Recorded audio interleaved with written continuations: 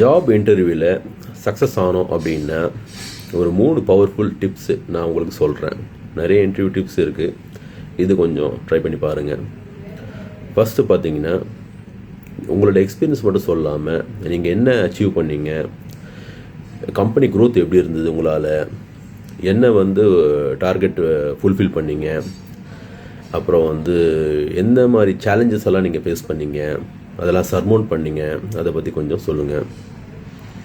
ரெண்டாவது பழைய கம்பெனியோ இல்லை எக்ஸிஸ்டிங் கம்பெனியை பற்றி தப்பாக சொல்லாதீங்க. மேனேஜர் சரியில்லை, டியூட்டி ஜாஸ்தி, என்வாயர்மெண்ட் சரியில்லை, அது சரியில்லை, இது சரியில்லை அப்படி சொல்லிட்டு தப்பாக சொல்லாதீங்க. அது ஒரு பேட் இம்ப்ரெஷன் ஆகிடும்.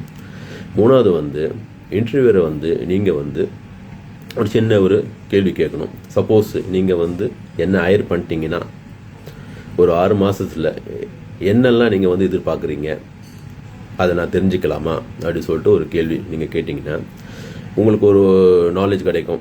ஓஹோ, கம்பெனி இதெல்லாம் எதிர்பார்க்குறாங்க, அது நம்மளுக்கு ஃபிட் ஆகும், ஜாயின் பண்ணுறது ஈஸியாக இருக்கும் அப்படி சொல்லிட்டு நீங்கள் அந்த கொஸ்டினை கேட்கலாம்.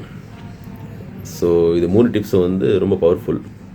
சின்ன டிப்ஸ் தான், பட் ரொம்ப பவர்ஃபுல்லாக இருக்கும்னு நான் நினைக்கிறேன். ட்ரை பண்ணி பாருங்கள். Best of luck.